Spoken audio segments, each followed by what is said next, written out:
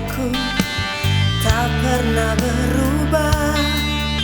Perbuatanmu terlukiskan di dalam hatiku, tercengangku dibuatmu, ku kagum padamu. Tak ada hal di hidupku yang luput darimu. Kau indah, kau mulia, tiada sepertimu. Ku ingin hidupku menyenangkanmu. Kau terawal dan terakhir, pencipta segalanya. Seluruh bintang pun bersinar oleh ucapanmu. Engkau pun mengasihiku, penulis hidupku. Tak henti segenap nafasku menyembahmu selalu. Ku puji, ku sembah, tiada sepertimu. Ku ingin hidupku menyenangkanmu. Segala puji,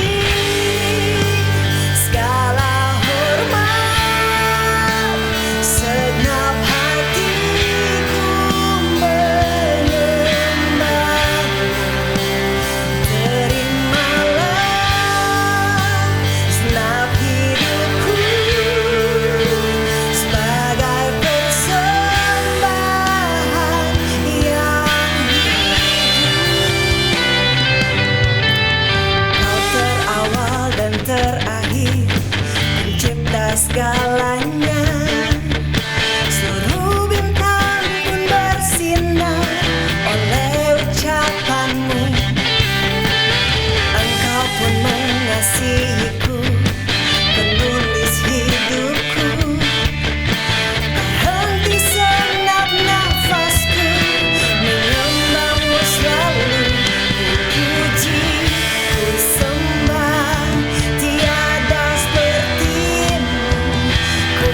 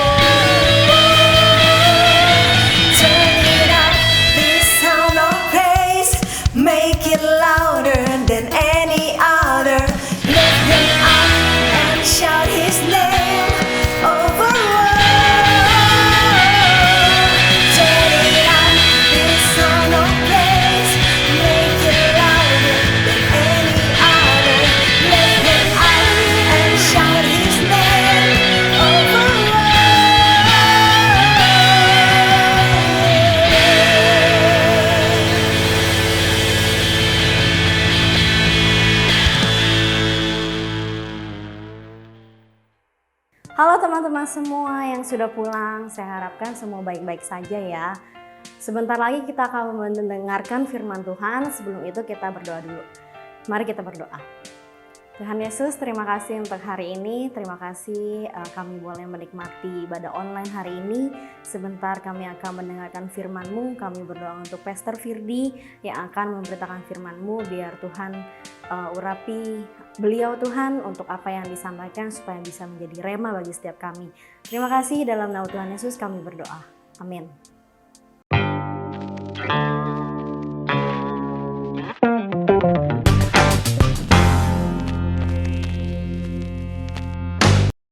Yeay, kita sudah masuk ke bulan yang baru, ke bulan Agustus. Kita masuk lagi ke tema yang baru juga, yaitu Anointed Leader is Servant Leader. Jadi pemimpin yang diurapi itu adalah pemimpin yang mau melayani dan harus tentunya untuk melayani. Dan itu udah hukum mati, udah sebuah perintah yang wajib buat Tuhan. Nah, kita lihat dalam firman Tuhan dalam Matius pasal 20 ayat 25 sampai 27.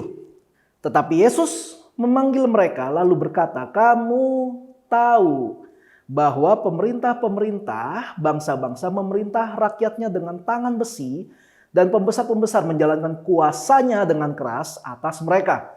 Tidaklah demikian di antara kamu. Barang siapa ingin menjadi besar di antara kamu, hendaklah ia menjadi pelayanmu, dan barang siapa ingin menjadi terkemuka di antara kamu, hendaklah kamu menjadi hambamu." Ada dua respon orang ketika kebenaran disampaikan. Yang satu akan mengalami peneguhan, yang satu lagi akan mengalami penolakan. Jadi ketika kebenaran, kita bicara tentang kebenaran. Kebenaran itu adalah ya yang sebenar-benarnya. Ada hal yang benar yang sedang diberitakan. Hal yang benar ya. Pokoknya yang benar tuh ini. Gitu. Jadi bukan sebuah asumsi, tapi emang sebuah kebenaran gitu.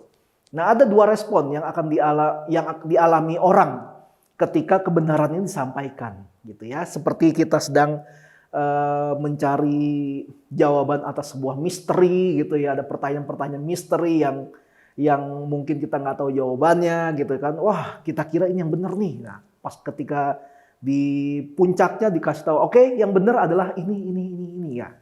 Yang jawabnya dengan benar sih, ya ternyata gue benar gitu. Dia mengalami peneguhan. Tapi ada orang yang malah justru mengalami penolakan. Penolakan yang saya maksud adalah gini, dia menolak kebenaran itu. Nggak bisa gitu dong. Wah gila, gue udah setengah mati, udah cari cara begini. Lo malah salah, nggak bisa dong, itu salah pasti, itu salah pasti. Nah, ada yang bisa ya kayak gitu. Ada orang-orang yang semacam seperti itu gitu loh. Contoh peneguhan itu sendiri adalah begini nih. Misalnya suatu ketika kita dulu mungkin ya mengalami pembulian. Nggak tahu di mana aja lah. Mau di sekolah kek, mau di tempat kuliah kek, di tempat kerja kek, di pemerintahan barangkali, atau di gereja malah. Kita dibully karena kita melakukan hal yang benar, tapi kita berada di lingkungan yang salah. Kita berada di sebuah komunitas yang salah. Secara kasar mungkin kita melakukan hal yang benar, kita jadi anak yang benar, orang benar, tapi kita berada di lingkungan yang kebanyakan adalah pendosa. Misalnya gini, kita bekerja di sebuah sebutnya apa ya? Perusahaan pemerintah gitu loh, usaha milik pemerintah misalnya. Lalu kita satu waktu kita sedang bekerja, kita tekun bekerja, lalu ada tawaran. "Bos, nih lu terima nih sekian puluh juta, sekian ratus juta. Buat apa? Udah terima aja. Nggak bisa, apaan ini dulu? Ini gua nggak bisa terima surat nih. Lu sok suci lu ya." Dia tiap hari, tiap bulan ditawarin untuk melakukan atau untuk menerima uang korupsi. Tapi dia nolak. Akhirnya, tapi semua lantai, satu lantai di mana tempat dia bekerja, semuanya itu orang-orang yang suka korupsi. Jadi makanya mereka diem aja gitu loh kalau ada yang mengkorupsi lebih tinggi. Nah, karena mereka juga dapat bagian. Terus orang ini bertahan, nggak bisa. Ini dosa. Gue nggak mau terima, gue nggak mau. Akhirnya dibully. Wah, sok suci lu, sok ini lu, sok itu lu, segala macam gitu ya. Lalu kalau di sekolah misalnya, satu kelas di mana kalian bersekolah itu pecontek semua, tukang nyontek semua, males belajar, maunya nyontek. nggak mau belajar, pokoknya pengen dapat nilai bagus, tapi dengan cara yang instan. Mereka nggak mau belajar, nyontek aja lah. Yang penting hasil nilai akhirnya sama gitu kan. Guru juga nggak tahu ini gitu kan, ya nggak mau nyontek. Tapi ketika ada yang nyontek ke kita, misalkan kita orang yang paling pinter katakan ya, tergolong yang pinter lah di sekolah. Lalu kalian nggak mau kasih contekan, karena kalian tahu itu hal yang salah. Langsung satu kelas langsung ngebully kalian. Wah sok suci lu, wah lu apa lu, pelit lu, wah lu. Semua gituin kalian gitu. Atau mungkin kalian penjudi. Wah, judi aja sekali-sekali nggak apa-apa lah, Tuhan ngerti lah. Kalian nolak, kalian dibully lagi. Atau yang lebih ekstrim, kalian berada di lingkungan orang-orang yang suka dengan sebuah pergaulan yang di dalamnya ada free sex.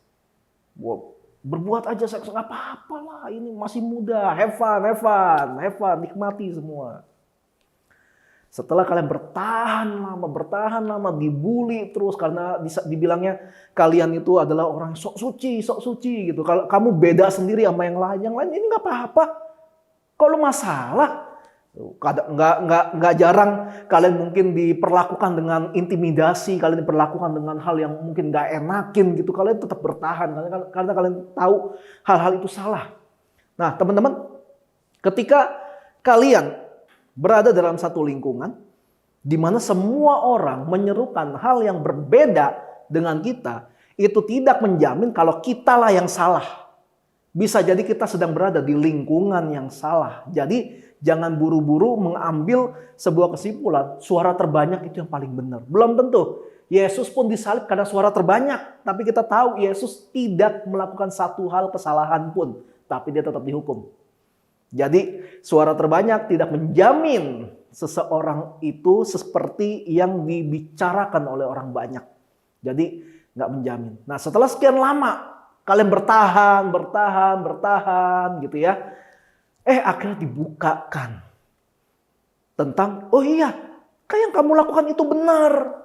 Udah biar aja kamu bertahan, saya dukung kamu misalnya gitu. Akhirnya kayak lega gitu, mengalami peneguhan. Akhirnya diteguhkan gitu. Karena ternyata yang gue lakukan benar. Aduh puji Tuhan, gue gak sia-sia bertahan selama ini. Ketika kebenaran dibuka, akhirnya dia diteguhkan kalau gak sia-sia. Gak sia-sia gue bertahan selama ini. Kayak gitu. Nah, tipe yang kedua, adanya orang yang melakukan penolakan. Contohnya sama deh kayak di atas ya, korupsi gitu ya. Lalu pecontek, penjudi dan penjajah seks misalnya. Kita ambil contoh seperti sama yang di atas. Contoh yang langsung lah, yang ke ekstrem lah. Contoh penjajah seks itu. Orang yang dengan gampang gitu untuk melakukan hubungan seks di luar nikah. Dengan gampangnya, dengan siapapun. Atau kadang-kadang dengan apapun gitu ya. Kalau kalau kita misalnya negur mereka, lu nggak boleh, itu nggak benar, itu nggak baik seperti itu dan sebagainya, kita kasih tahu, kita kasih nasihat segala macam.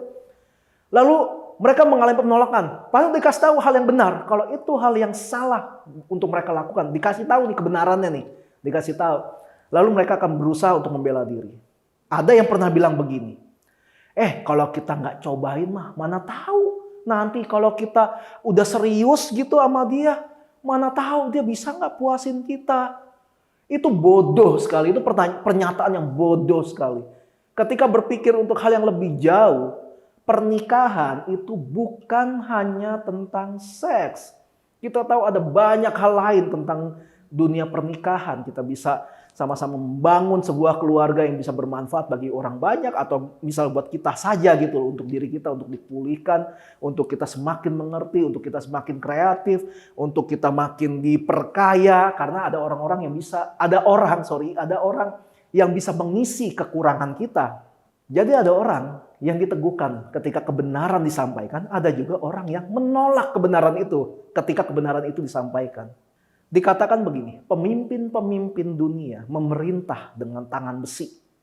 Tetapi pengikut Kristus tidak boleh demikian. Siapa yang ingin menjadi yang terbesar dalam kerajaan Allah harus melayani. Siapa yang ingin menjadi terkenal harus menjadi hamba. Itu perintah Yesus loh.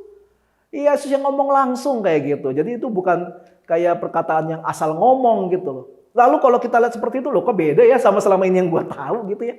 Yesus ngajarnya kebalik nih. Berarti Yesus sedang mengajarkan satu hal yang terbalik dengan yang selama ini orang tahu gitu. Enggak. Yesus tidak mengajarkan hal yang terbalik. Dunia ini yang terbalik. Karena hukum yang mula-mula itu kan datangnya dari Tuhan. Hukum yang pertama kali itu datang dari Tuhan. Jadi Tuhan itu yang memberikan hukum yang pertama. Dunia ini yang membalik-balikannya gitu loh. Nah, dulu pernah dibilang gini, sebuah hukum yang terkenal. Mata ganti mata. Gigi ganti gigi. Tapi Yesus bilang, kalau ditampar pipi kirimu, kasih sekalian yang kanan. Kok beda gitu ya? Kok beda? Kok kalau dunia ini bilang, loh, jangan mau loh. Lu kalau diperlakukan gak adil, balas. Lu kalau dipukul, balas. Lu kalau dibilang kentut, balas. Gitu. Balas pokoknya. Tapi pas kalian baca Alkitab, kalian menemukan kebenaran. Karena kan isi Alkitab kita percaya itu sebuah kebenaran. Kita percaya sebagai anak Tuhan ya. Sebagai anak Tuhan kita harusnya percaya. Alkitab itu isinya adalah kebenaran dari firman Tuhan. Dan kebenaran itu berbicara, kalau kamu ditampar pipi kirimu, kasih yang kanan sekalian. Hal ini menarik untuk dikupas. Kok Tuhan ngomong kayak gitu ya? Ini Tuhan jahat gitu atau Tuhan iseng atau Tuhan gimana? Nah kita lihat nih ya. Mari kita bedah. Ada beberapa ayat. Mari kita bedah ayat ini. Dari Lukas pasal 6. Kita mulai dari ayat yang ke-27. Tetapi kepada kamu yang mendengarkan aku berkata, kasihilah musuhmu. Berbuatlah baik kepada orang yang membenci kamu. Mari kita renungkan. Dibilang ini, tetapi kepada kamu yang mendengarkan aku. Berarti enggak untuk semua orang. Hukum ini tidak untuk semua orang. Ini hanya berlaku untuk orang yang mau mendengar atau melakukan apa yang Tuhan katakan. Kepada kamu yang mendengarkan aku. Kepada kamu yang memberi perhatian kepada aku. Lakukan ini. Kasihilah musuhmu. Berbuatlah baik kepada orang yang membenci kamu. Kita perhatiin. Kasihilah musuhmu. Berarti Tuhan masih tidak apa-apa kalau kita punya musuh. Sedangkan di dunia ini sering ngomong gini kan. Satu musuh itu terlalu banyak. 1000 teman terlalu sedikit. Tapi kita harus akui kita pun punya musuh kadang. Orang-orang yang tidak sepaham dengan kita. Lalu kemudian berusaha untuk menjatuhkan kita. Dan kita pun gak suka dengan gelagatnya. Bukankah itu musuh kita? Bukan karena kita mencari musuh ya. Bukan. Tapi orang-orang seperti itu kan akan dikatakan kalau dia itu musuh kita. Tapi Tuhan bilang gini. Yesus bilang gini. Kepada musuhmu itu kasihi dia. Berbuatlah baik kepada orang yang membenci kamu. Artinya, walaupun status dia di mata kita adalah musuh, nggak ada alasan kita untuk tidak mengasihi dia. Karena dia sama-sama manusia juga. Dia melakukan itu mungkin dia ada pergumulannya sendiri dan sebagainya. Lagi pula Yesus sudah kasih contoh di kayu salib. Kepada orang-orang yang menyalibkan dia. Yesus bilang gini, ya Bapa, ampunilah mereka. Karena mereka tidak tahu apa yang mereka perbuat. Yesus kasih contoh. Yesus nggak asal ngomong. Jadi punya musuh itu bukan dosa. Tapi bagaimana kita memperlakukan musuh kita itu yang akan menentukan kita berdosa atau tidak. Lalu kita lihat lagi ayat ke-28. Mintalah berkat bagi orang yang mengutuk kamu. Berdoalah bagi orang yang mencaci kamu. Ini menarik kan? Ada orang-orang yang kalau dijahatin gitu atau diledekin atau berdebat keras sampai dia nggak bisa jawab. Terus dia ngomong apa? Dia ngomong gini, biar Tuhan yang balas, biar Tuhan yang balas gitu. Sambil gemes gitu loh. Ayat ini bilang gini, mintalah berkat buat orang yang mengutuk kamu. Kita habis dikutukin gitu, dikata-katain dengan kata-kata yang nggak pantas, dengan kata-kata yang mungkin menjatuhkan kita. Tapi Yesus bilang, mintalah berkat buat orang yang baru aja nyakitin kamu. Kita udah belajar ya beberapa waktu lalu. Kalau berkat itu nggak melulu materi gitu. Damai sejahtera pun itu berkat. Penyertaan itu berkat. Dan saya percaya teguran itu pun berkat. Karena kalau kita nggak pernah ditegur kalau kita salah, kita akan terus berada dalam sebuah kesalahan. Dan lihat ayat ini bilang, mintalah berkat bagi orang yang mengutuk kamu. Mana bisa Tuhan? Gitu kalau kita mau debat sama Tuhan, mana bisa, sakit gue. Tuhan jahatin gue. Tapi kenapa gue harus minta berkat buat orang itu? Berdoalah bagi orang yang mencaci kamu. Tahu mencaci? Beda dengan mengejek. Mencaci itu benar-benar kata-kata yang semua yang bisa nyakitin kita. Kata-kata semua yang benar-benar bisa merendahkan kita. Kadang-kadang bukan cuma karena face to face, tapi di depan orang. Kita dikatain, kita dihina. Itu namanya dicaci. Orang yang seperti itu Tuhan bilang mintalah berkat buat orang itu. Dan ini perintah loh, ini perintah. Ini perintah. Artinya kita harus lakukan. Lanjut. Kita lihat ayat 29. Barang siapa menampar pipimu yang satu, berikanlah juga kepadanya pipimu yang lain. Pipi kita cuma ada dua, teman-teman. Ya, terakhir saya periksa sih pipi saya dua ya. Nggak ada, belakang saya pipi itu nggak ada ya. Gitu. Barang siapa menampar pipimu yang satu, berikan kepadanya pipimu yang lain. Wow. Kok saya pengen jadi orang yang menampar ya. Jadi asik juga. Ya, gitu. Lalu dibilang ini, barang siapa yang mengambil jubahmu, biarkan juga ia mengambil bajumu. Kita butuh hikmat untuk bisa mengerti ayat ini. Maksudnya apa sih? Kalau ditampar pipimu yang satu, berikan juga pipimu yang lain. Barang siapa mengambil jubahmu, biarkan juga dia mengambil baju. Saya jadi ingat pelayanan saya di pertengahan lah, pelayanan saya. Ada masa di mana saya sering banget difitnah. Ada masa di mana orang-orang yang nggak suka sama saya melemparkan sebuah fitnahan. Kadang-kadang fitnahan yang keji gitu loh. Saya pernah dibilang saya melakukan perbuatan jinah di gereja. Saya pernah dibilang apalagi ya, jadian sama saudara saya, itu gimana mungkin gitu ya. Dan lucunya ada yang percaya. Bahkan orang yang kenal baik saya percaya sama fitnahan itu. Ada masanya saya difitnah seperti itu. Ada masanya saya disebarkan berita-berita yang nggak benar tentang saya. Tapi awal-awal saya membela diri. Saya bilang, wah enggak itu bohong itu. Wah, sekian tahun ketika saya difitnah, saya selalu begitu responnya. Saya begitu responnya. Dan akhirnya saya sadar, sebuah fitnahan ketika kita merespon dengan, enggak itu, bohong itu. Percayalah, itu seperti bensin dilempar ke api. Makin kita menolak, makin kita memasang badan, memasang tembok untuk menolak tuduhan, entah kenapa makin besar tuduhan itu. Nggak tahu kenapa, tapi sebuah fitnahan itu seperti itu dampaknya. Sampai suatu hari, saya dapat hikmat. Gitu. Saya dapat hikmat. Ada yang ngomong gitu sama saya. Adalah salah satu orang ngomong gitu sama saya. Dan saya lupa ya isi itu fitnahannya itu apa. Karena udah lama sekali dan saya juga udah masa bodoh sih. Dia bilang gini, Fir, lu abis begini ya. Nah hari itu nggak tahu gimana. Mungkin udah keseringan kena fitnahan kali ya. Langsung tiba-tiba isi otak jadi lebih dewasa gitu. Lalu ketika dia ngomong seperti itu, saya bilang gini, siapa yang bilang? Ada yang bilang katanya gitu.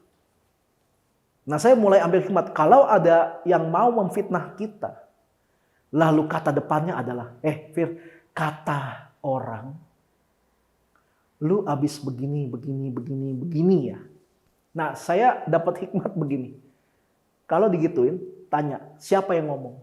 Nah ketika dia bilang ada, pokoknya ada gitu. Tanya lagi, ya siapa?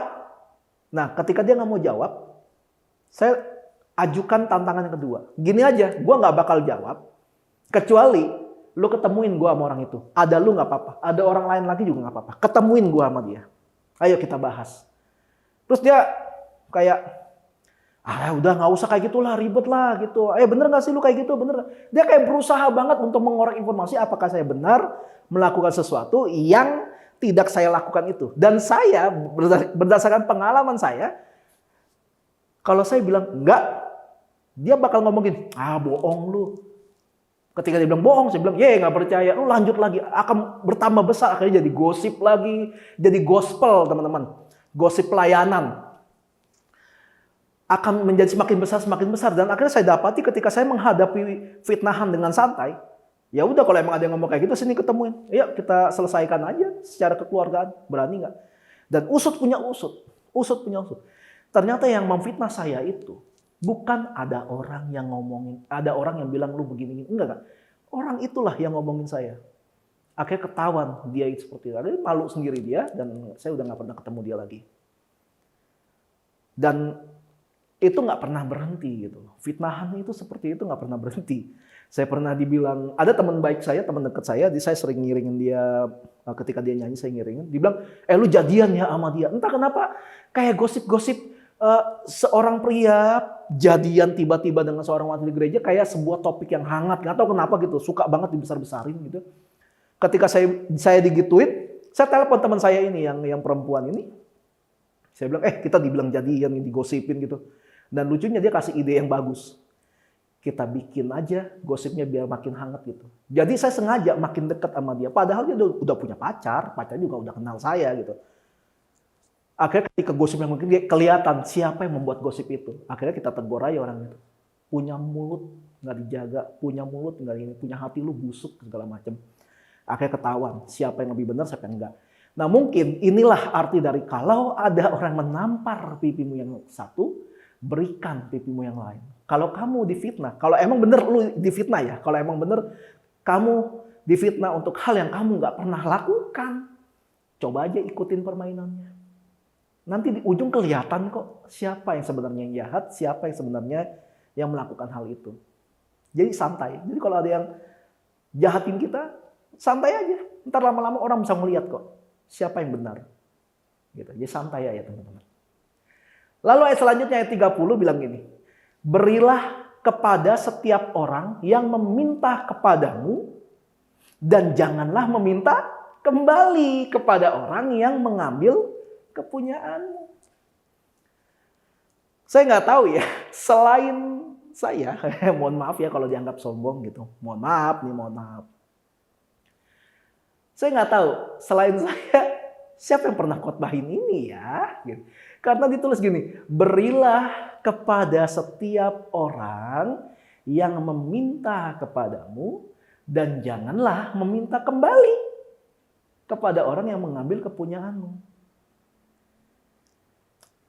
Coba saya kasih contoh sederhana. Kalau ada orang yang minjem uang sama kita, dan kita mampu ya, dan kita mampu untuk kasih, dan tidak nyusahin hidup kita, terus kita kasih nih, uangnya kita kasih, terus jangan minta balik, biarin aja.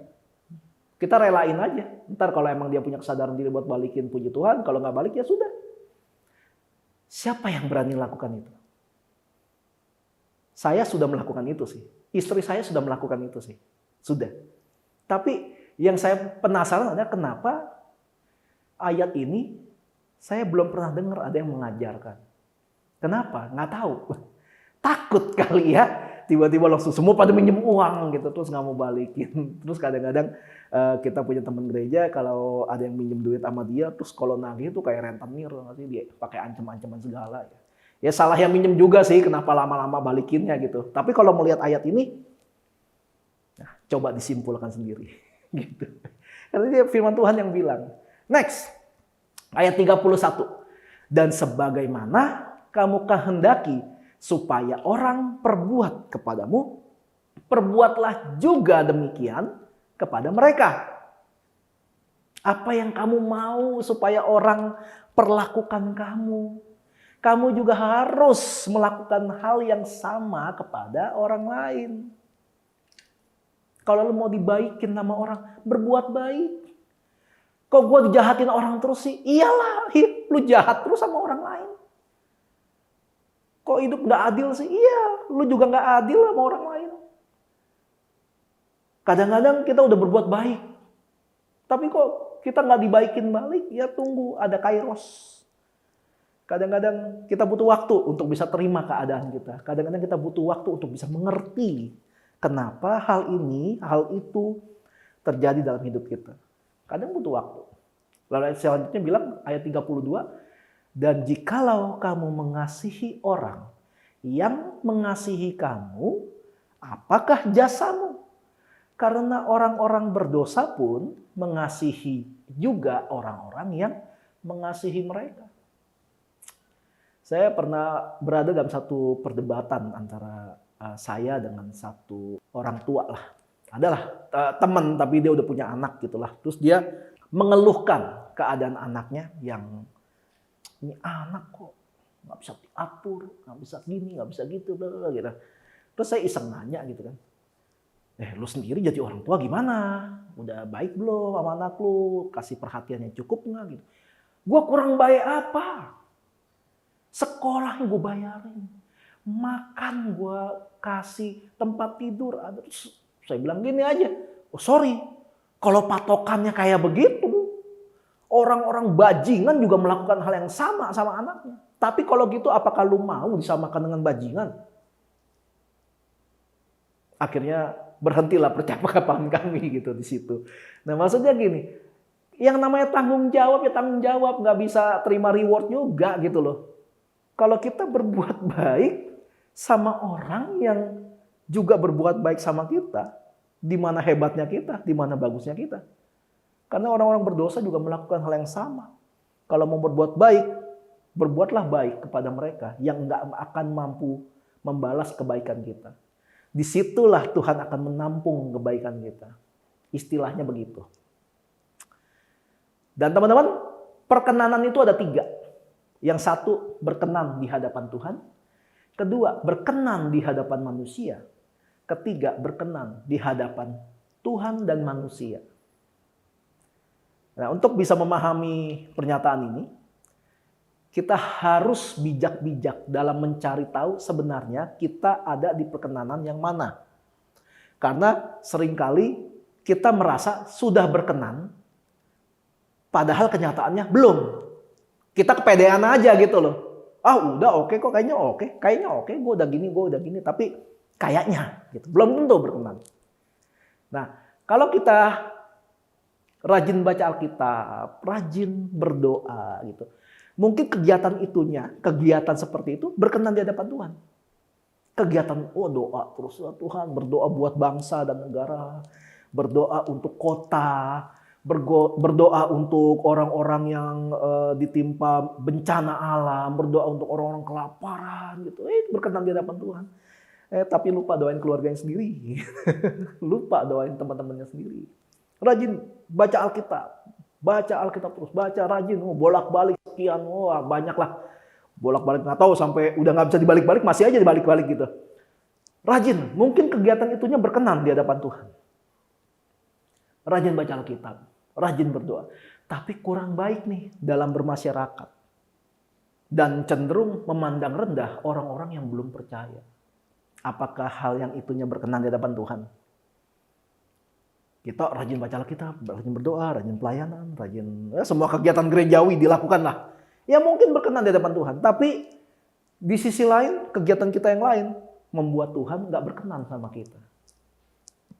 Kadang-kadang kita suka mempunyai penggunaan bahasa yang tidak baik untuk mereka yang belum percaya. Saya akui dulu ketika saya masih aktif sekali dalam sebuah gereja beraliran karismatik gitu. Saya memakai kata-kata ini untuk mereka yang belum percaya. Dan sekarang saya udah bertobat, saya nggak berani lagi memakai kata-kata itu. Kebanyakan dari mereka menggunakan kata-kata ini untuk mereka yang belum percaya adalah belum bertobat. Makanya kadang-kadang suka tanya, kalau lagi main nih ke rumah salah satu temen gitu kan, terus dia lihat bapaknya, lihat mamanya. Pertanyaannya bukan gini. Pertanyaan bukan, bapak lu Kristen nggak sih? Gitu. Bukan itu, enggak. Mereka malah ngomong, bapak lu udah bertobat belum sih? Ada orang-orang yang bakal tersinggung loh. Karena gini, kita ngomong tentang agama, tentang kepercayaan, itu kan masalah pribadi. Buat kita, mereka orang yang belum percaya, mungkin orang-orang yang tidak beriman menurut kepercayaan kita. Tapi bukankah menurut pandangan mereka, kita inilah orang-orang yang belum beriman, tidak beriman karena kepercayaan tidak sama dengan mereka. Jadi ketika dibilang, udah bertobat belum? Bukankah itu sedang menghina seseorang ya? Bertobat dari mana? Saya korupsi enggak, berbuat jahat enggak, taat aturan, bayar pajak. Urusannya apa sama soal tobat enggak tobat? Lalu kadang-kadang ada yang bilang, waduh, bapaknya masih menyembah berhala gitu. Karena melihat mungkin ada patung-patung gitu kan, ada lukisan-lukisan apa gitu, langsung wah menyembah berhala. Hati-hati Bapak Ibu, buat mereka, teman-teman kita yang beragama lain yang mungkin harus menggunakan figur berupa patung gitu. Buat mereka ya itulah figur Tuhan mereka. Kita nggak boleh bilang menyembah berhala, karena bilang berhala itu kan konotasinya kan negatif gitu. Lagian kalau kita mau bilang mereka karena ada patung segala macam lalu menyembah berhala, coba cek rumah kalian masing-masing, ada salib nggak? Lalu apakah kita mau bilang, apa kita mau terima gitu dibilang, wah lu nyembah berhala lu soalnya ada salib di rumah lu. Kita balikin aja. Lalu suka bilang roh ini, roh itu, roh males ke gereja, roh males baca, semua diroh-rohin gitu loh. Wah mungkin ada roh main game gitu, ada roh Mobile Legend, roh PUBG gitu ya, roh boy band barangkali ya.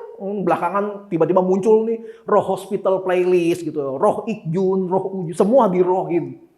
Iya mereka itu punya roh, soalnya kalau nggak punya roh nggak hidup ya. Ikjun, Uju, Songo, kok saya hafal mereka. Semua diroh-rohin, nah, gunanya apa sih? Kita bukannya jadi terang gitu, malah jadi ampas kayaknya. Akibatnya orang-orang jadi ilfil sama kita-kita yang ngakunya anak Tuhan. Anak Tuhan belagu amat. Anak juga boleh diangkat kok, bukan dilahirin sama Tuhan. Kenapa belagu amat sih? Dan saya pribadi, saya tuh udah muak gitu sama pertarungan antara aliran gereja. Ada gereja-gereja yang saling melemparkan opini, saling melemparkan tuduhan atau pandangan yang kadang-kadang tuh nggak make sense buat saya gitu. Yang karismatik karismatik mengatakan mereka yang bukan karismatik, misalkan aliran Injili atau Reform, mereka bilang, wah ya, Reform mah kaku, nggak ada hadirat Tuhan, ibadahnya monoton. Lalu nanti dibalik nih Reform ngomongin lagi karismatik, alah mereka mah jadi hamba Tuhan, nggak tahu apa-apa tentang teologi, mereka mah asal jadi doang. Mereka nggak ngerti apa-apa tentang firman Tuhan. Aku saling lempar, saling ini. Mereka ngadu, siapa yang lebih benar dong? Enggak lah. Enggak ada yang benar kalau gitu. Emangnya Tuhan seneng ada anak Tuhan saling ngadu-ngadu gitu. Akhirnya kayak jadi orang Farisi dan orang Eseni, orang Saduki ketemu lagi di zaman modern jadinya. Bedanya apa dengan itu semua? Kita mungkin punya Tuhan yang sama, tapi kita punya cara yang berbeda, tujuan berbeda, hasilnya berbeda, dan akibatnya ya harus dipertanyakan sebenarnya kalian pengikut Tuhan apa bukan.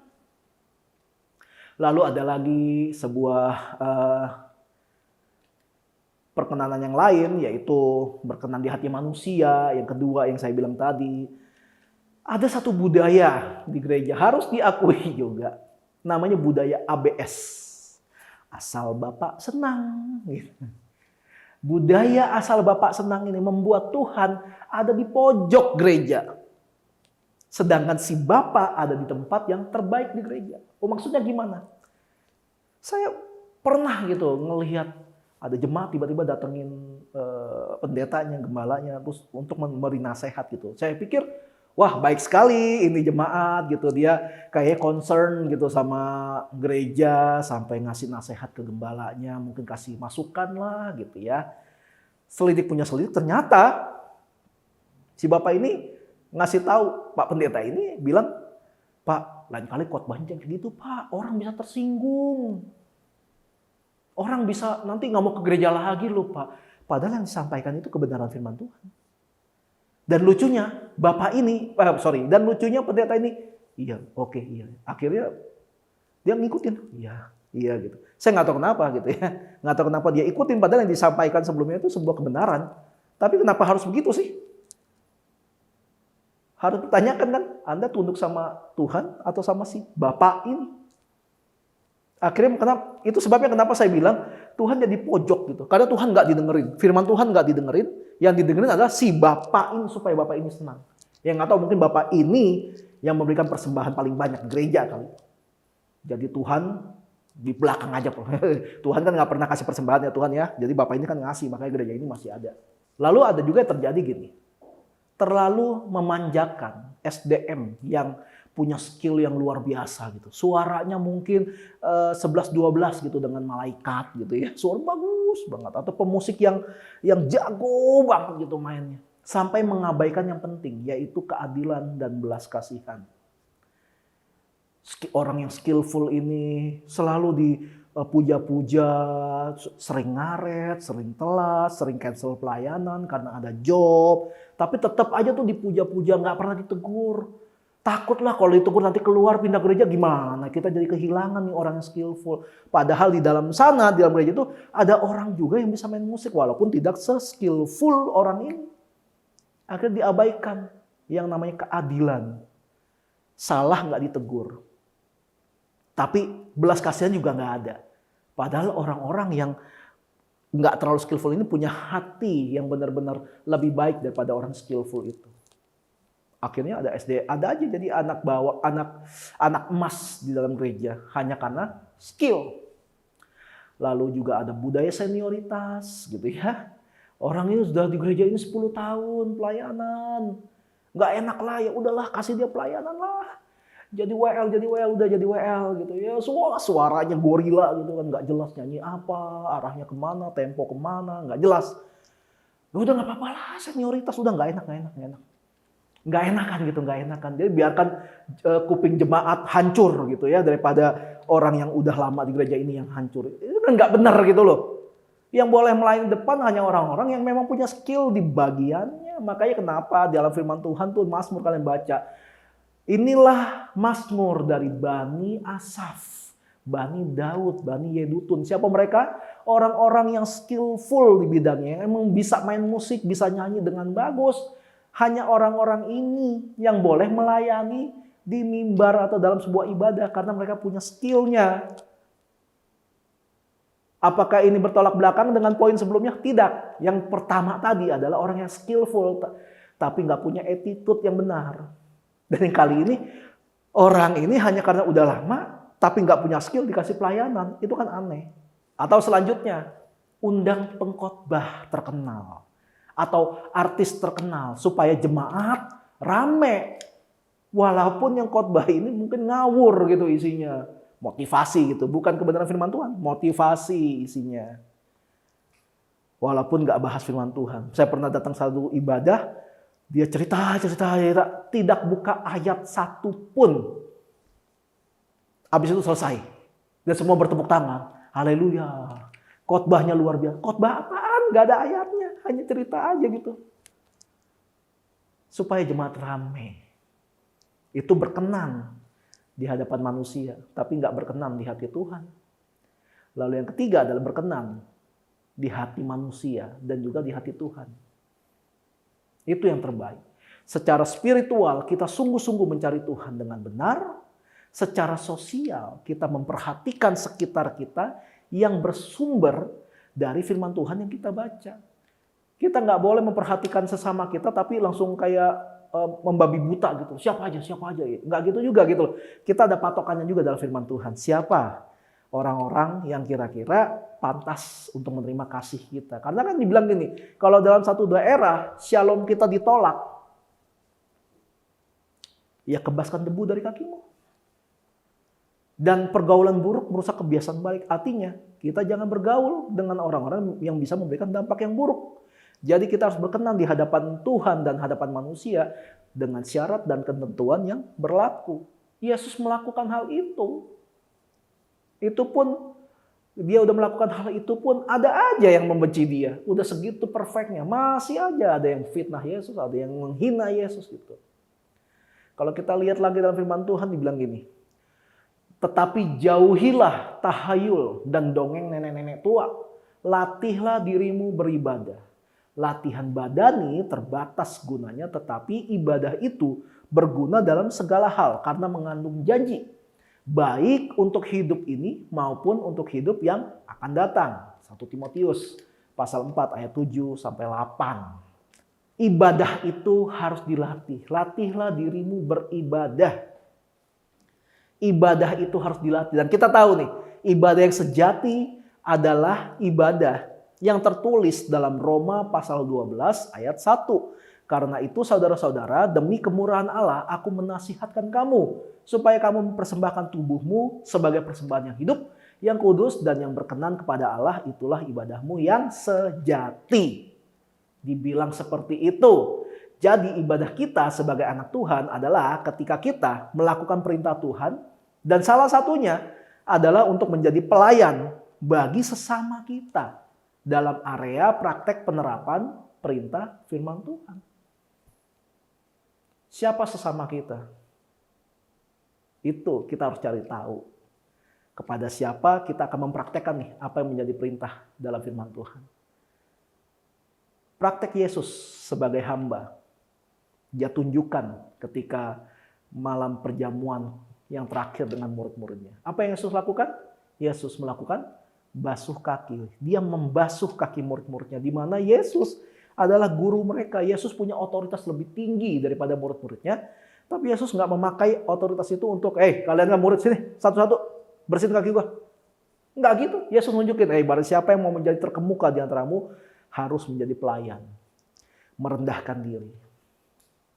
Bukan merendahkan hati lagi, merendahkan diri. Itu pemimpin yang Yesus ajarkan. Pemimpin yang melayani. Sebagai orang yang diurapi. Sebagai pemimpin yang diurapi. Anointed leader is servant leader. Kalau kalian mau dibilang pemimpin yang diurapi Tuhan, kalian harus jadi pemimpin tapi yang melayani. Bukan pemimpin yang ngebos.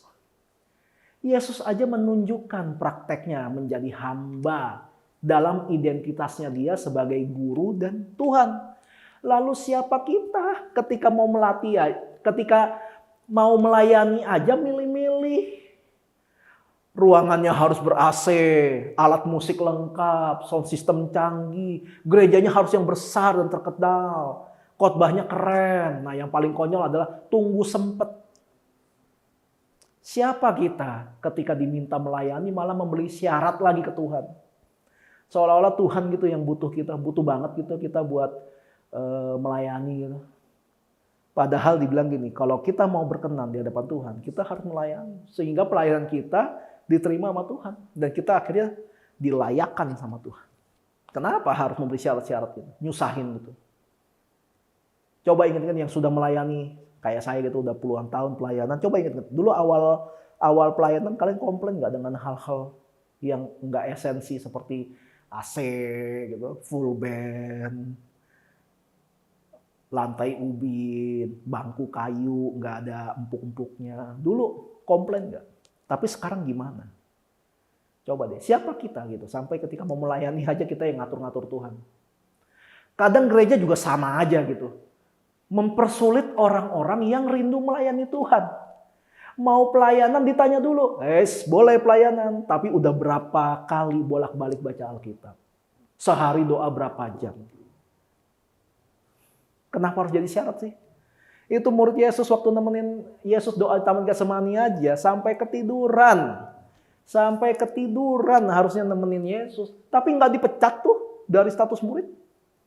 Lah, ini gereja kenapa harus kasih syarat-syarat yang kayak, kamu belum pernah baca Alkitab bolak-balik, kamu belum bisa pelayanan, kamu belum layak melayani. Lah, apaan coba? Jangan membuang yang esensi hanya untuk memperindah aksesoris. Pakai aksesoris untuk memperindah yang esensi. Yang esensi adalah hati yang murni dan rindu untuk melayani Tuhan. Perindah dengan aksesoris seperti kelas pendalaman Alkitab yang baik dan rumah doa yang baik. Jangan dibalik. Esensi harus jalan dulu, bukan aksesorisnya dulu yang mesti jalan. Baptisan juga sama tuh.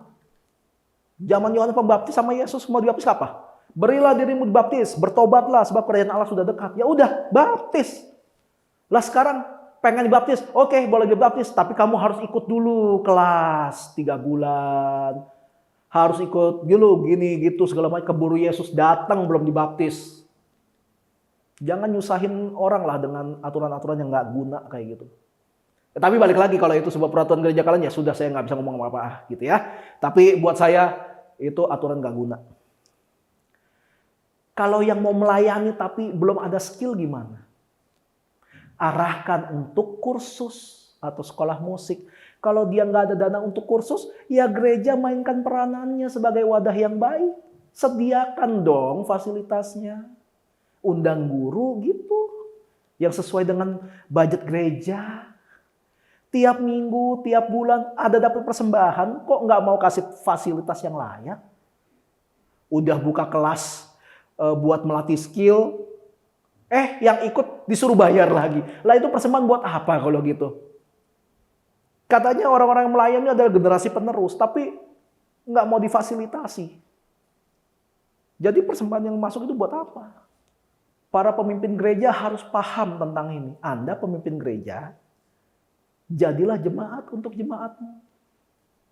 Anda pemimpin gereja, jadilah hamba untuk jemaatmu. Anda senior pastor, jadilah pelayan di gerejamu. Itu perintah Tuhan. Kalaupun mau memberi perintah untuk pekerjaan di gereja, kalau kalian pemimpin, kalian lagi mau suruh nih, lagi mau nyuruh jemaat nih, kasih perintah nih untuk bantu kerjaan di gereja gitu. Caranya itu bukan suruh jemaat bekerja, kemudian ditinggalin. Tolong ya, bantuin ya, kamu begini, terus dia sendiri nggak tahu kemana, ngilang gitu. Sampai udah selesai dikerjain baru nongol lagi. Wah bagus, makasih ya gitu. Bukan gitu. Pemimpin yang benar, pemimpin yang sesuai dengan firman Tuhan adalah ketika minta bantuan orang yang untuk melakukan pekerjaan-pekerjaan di dalam gereja, caranya adalah lakukan bersama-sama. Kecuali kamu sudah stroke, nggak bisa kerja lagi, kaki nggak bisa gerak, tangan nggak bisa gerak. Tapi pemimpin yang benar, lakukan bersama-sama. Itu pemimpin yang melayani. Karena semua yang adalah pengikut Kristus. Kalau kalian ngaku kalian pengikut Kristus, kalian bilangnya anak Tuhan, hamba Tuhan, apapun lah istilahnya itu, silakan bermain-main dengan kata-kata. Semua yang mengaku mereka adalah pengikut Kristus, mereka adalah pelayan Tuhan. Pelayan, ya kerjanya melayani. Kalau kalian diminta tolong aja setengah mati gitu ya, kalau diminta tolong untuk melayani setengah mati susahnya, berarti kalian bukan pelayan Tuhan. Yang artinya lagi kalian bukan pengikut Tuhan. As simple as that. Agama lu boleh Kristen, tapi belum tentu lu pengikut Kristus. Pastor, lu nggak tahu sih kesulitan gua. Lalu apa lu tahu kesulitan gua? Dalam hal ini baik pemimpin, pengurus dan jemaat punya fungsi yang sama, pelayan. Jadi ya kalau memang mau mengemban status sebagai anak Tuhan, jadilah pelayan, melayani. Itu perintah. Itu bukan himbauan, itu perintah. Titik. Nggak ada koma. 2 minggu lalu saya membahas firman Tuhan tentang how are you. Ya harusnya masih ingat ya. Sebuah kuasa dari sebuah pertanyaan yang sederhana. Semua tahu kan, di masa PPKM kayak sekarang, banyak gereja jadi ribet gitu, jadi kerimpungan gitu sama ibadahnya yang harus berubah gitu, karena harus mengganti semua sistem ibadah dan cara memberi informasi tentang gereja lewat sosial media. Mereka jadi, wah gimana cara yang bagus nih, gambarnya gimana ya. Dan sudah 2 tahunan berlalu seperti ini. Khususnya di home ini, gue juga udah banyak banget melakukan ini itu supaya ibadah berjalan dengan baik dan menarik. Bikin videonya kayak gimana, musiknya kayak gimana, bikin bumper video kayak gimana, dan lain-lain. Dan cukup sering hal itu membuat gue jadi burnout. Abis gitu energi gue. Gue sampai sempat kayak dilihat bini gue cuma nempelin kepala gue di ambang pintu, nempel gini aja. Karena masih banyak yang harus dilakukan, tapi gue kayak udah gak ada energi lagi. Gue sempet depresi karena ngurusin gereja sendirian. Bukan karena gak ada yang mau bantuin, tapi karena memang kondisinya ya kayak gini. Gak boleh terima tamu dan sebagainya, mau gimana. Pernah juga ketika agak longgar PPKM-nya, akhirnya bisa ngundang teman-teman pemusik dan WL untuk bantu pelayanan. Tapi begitu PPKM darurat, dar, ngerjain sendirian lagi. Pernah beberapa kali pengen, udahlah capek ngerjain ginian terus. Gak kuat, capek, burnout, depresi, frustasi. Akhirnya gue lapor ke bokap in heaven yang kasih kerjaan ini ke gue nih. Gue lambaikan tangan ke malaikat yang megang kamera. Nyerah, gak kuat. Nyerah om. Nyerah, gak kuat. Tapi ini yang Tuhan ingetin. Fir, lu tuh pelayan. Ya tugas lu untuk melayani. Tapi capek Tuhan. Boleh vakum dulu nggak dari hamba Tuhan? Jadi jemaat biasa dulu. Gitu. Capek kerjaan ginian. Semua pekerjaan itu ada cutinya. Sebutin deh pekerjaan apapun. Bahkan direktur perusahaan atau apa. Sampai OB bisa cuti. Tapi anak Tuhan nggak ada cuti. Karena setiap hari harus jadi saksi Kristus. Nggak ada cuti-cutian sebagai anak Tuhan. Nah, gue stop dulu lah jadi anak Tuhan. Pengen deh gue 2 hari jadi anak setan. Itu nggak bisa. Nggak bisa. Kemudian alih-alih Tuhan menghilangkan capek gue. Dia nggak hilangin capek gue. Ngurusin dia nggak hilangin capeknya. Kesibukannya. Kelelahannya. Tuhan nggak hilangin itu semua. Ini yang Tuhan kasih ke gue. Dia kasih gue kekuatan yang lebih. Tiba-tiba ada 1, 2, 3, 4 gitu dan seterusnya. Orang yang nanya, Fir, Hom gimana kabarnya? Cuma ditanya gitu doang. Gue seneng banget. Ada yang nanya, ada yang perhatiin gue. Thank you Tuhan gitu. Siapa bilang kalau udah gembala gak butuh perhatian? Ada kuasa dalam ucapan how are you gitu. Ada yang perhatiin. Seneng aja gitu ada yang nanyain. Wah ada yang perhatiin nih. Belum lagi ada yang DM bilang, Fir, gila gue sekarang lihat videonya bagus banget Fir. Itu gimana tuh? Segala macam. Seneng gitu. Akhirnya dapat kekuatan lagi gitu. Akhirnya dapat, wah ternyata diperhatiin toh apa yang dilakukan gitu. Bukannya karena mencari perhatian. Enggak. Ya itu ada kuasa. Dalam ucapan, how are you? Terus berlanjut ke orang lain lagi, nanya hal yang sama. Terus ada member kita di home yang tiba-tiba kontak gitu, Japri, nanyain kabar gue dan istri, gimana kabarnya? Terus ada yang nawarin bantu syuting, ada yang bantu melayani. Capeknya mah tetap, tapi kekuatannya bertambah. Itu didikan Tuhan. Dia nggak akan membiarkan kita lemah, asalkan kita tetap berharap sama Tuhan. Lagian ya, status hamba Tuhan itu kan artinya ya hamba. Hamba nggak boleh komplain. Ya curhat boleh lah. Curhat gitu ngomong sama bosnya. Bos, aduh, kalau boleh ngomong nih bos capek bos. Gitu. Tapi ya tetap lah karena hamba tetap lakukan. Ini yang harus kita lakukan sebagai anak Tuhan. Melayani. Itu perintah. Nggak sempetin. Masih capek, kuatin. Nggak tahu mesti ngapain, cari tahu. Dalam 27 tahun usia pelayanan gue sebagai pelayan Tuhan, nggak ada satupun orang di gereja yang nggak bisa melayani. Bahkan orang dengan muka yang serem aja bisa melayani di gereja. Jadi pembawa kolekte. Masalahnya banyak orang dalam melayani adalah alasan yang mereka buat sendiri. Udah tahu suaranya false, level 9. Malah minta pelayanan jadi WL. Disuruh jadi asyar dulu deh ya. Malah nolak, bilangnya panggilan saya tuh di WL. Itu kan penipuan. Lo suaranya false, itu harus diakui. Ya suara false, jangan jadi WL. Kasihanilah kami yang mendengar suaramu. Takutnya ada atmosfer neraka masuk ke gereja gitu. Model kayak gini nggak akan berkenan. Mau di hadapan Tuhan atau di hadapan manusia. Yang nggak sadar diri mau gimana. Tuhan memang melihat hati. Tapi jemaat kan lihat fisik. Dan kita melayani Tuhan adalah dengan cara kita melayani jemaat. BTW yang suka ngomong Tuhan melihat hati itu. Emang lu udah yakin ya hati lu udah bener? Coba introspeksi lagi ya. Belajar jadi pelayanan dulu deh ya, yang benar gitu. Jadi pelayan dulu, belajar tuh. Bantuin dulu gereja lu apa yang bisa dibantuin. Nggak usah ketinggian dulu, jadi WL lah, pemusik lah, pengkhotbah lah, pendeta lah, nggak usah. Bantuin dulu yang simple-simple, susun bangku, beresin kabel, cek tensi kalau perlu. Apalah yang bisa dikerjain. Semua yang belum beres, itu namanya pelayan. Dan hanya pelayan yang melayani yang bisa berkenan di hati Tuhan. Sampai Tuhan sendiri yang bakal bilang, baik benar perbuatanmu, hai hambaku yang baik dan setia. Mari melayani. Amin.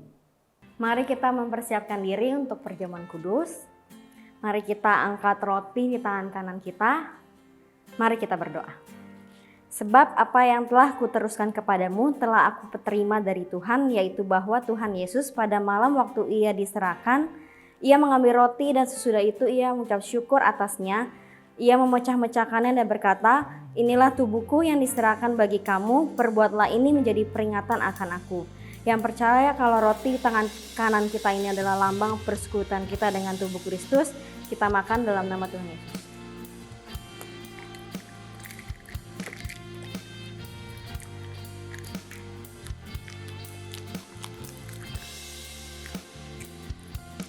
Mari kita angkat anggur di tangan kanan kita, mari kita berdoa.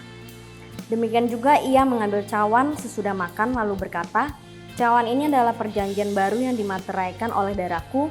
Perbuatlah ini setiap kali kamu meminumnya sebagai peringatan akan aku.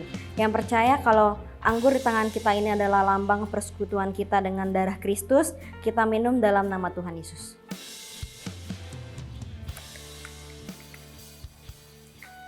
Mari kita angkat tangan kita untuk menerima doa berkat. Tuhan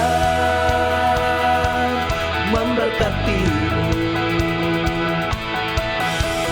Tuhan melindungimu. Dia menyinarimu dengan wajahnya dan memberikan kasih karunia.